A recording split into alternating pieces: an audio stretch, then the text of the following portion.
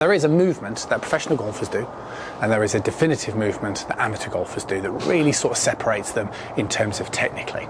And what we know with the professional golfers, they come in different shapes and sizes, but when they come into the delivery position, and the delivery position is when the club shaft is parallel to the floor prior to impact, we know that the pros get their hands opposite the trail thigh in this position, and most amateurs end up in a higher position like so. Now, this is known as narrowing the hand path. So you can see as I come into the downswing, the correct movement, see my hands come down over in the direction towards the ball. What most amateurs do is they kind of pull on the club, and that makes the hands move more this way, which is higher. Now, the good news is there is a very simple drill that you can practice, and a very simple practice routine that you can start to do to get you out of that bad habit of getting stuck, getting flicky, getting scoopy, getting your hands lower to the ground, which is going to lend itself to much more compression. Now, the way you're going to do it is you're going to use an alignment stick.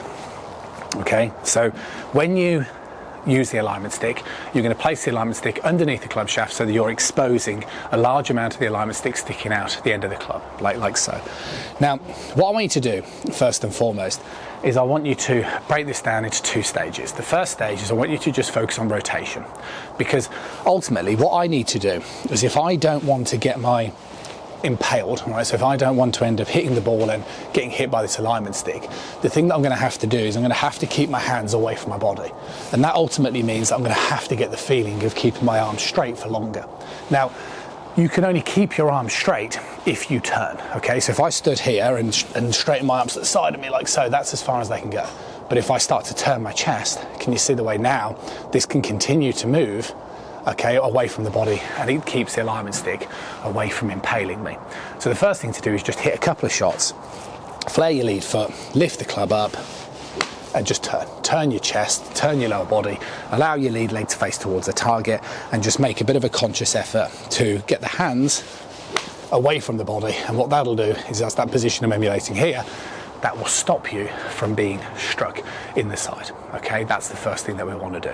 Now, the advancement of this is obviously to start trying to emulate something that would look a little bit fuller, so a little bit longer. Now, the feeling that you need to have for this to not hit you, okay, so as I sort of come in towards this downswing, most golfers get this way, get quite stuck. So we know that we need to turn, but the feeling that we now need to have is very much with this trail arm. Okay, now the reason why is because, like I said earlier, what pros do is they really narrow the hand path. So we know that we need to turn to create the space to the left of us. But what we also need to do is we need to get this upper arm to the side of the body, okay? Because that's what's going to create that narrowing of the hands, right? Which means not this way. See, if my upper arm gets too far away from me, the hands are going to get too wide, and that means I'm going to be in danger of being impaled. If I get the upper arm to the side of my body, like so, so that feeling is getting my hands lower to the ground, like so, then this can now pass me as I turn. So if you start to hit some slightly longer shots, then you can put more emphasis on that feeling of swinging up, and then try and get your upper arm moving more to the side of your body as you start turning. And it really is the blend of that movement, so up, turn as you move your upper arm, that's going to mean that you're able to hit shots where this is, yeah, it might just glance you a little bit, but there's a big difference between it slightly glancing you and it really hitting you in the side. So spending time working on this type of exercise is going to give you that feeling of how your hands should move in the downswing. And then eventually, you know, this is why I teamed up with Swing Buddy. Eventually, you can make that movement happen with more speed.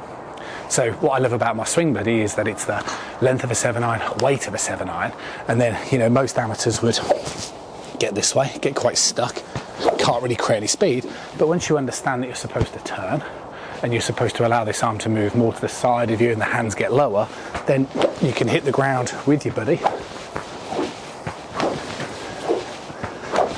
And you can go from an exercise which might feel quite static to an exercise that feels quite liberated by just understanding a couple of key movements. I'll see you soon.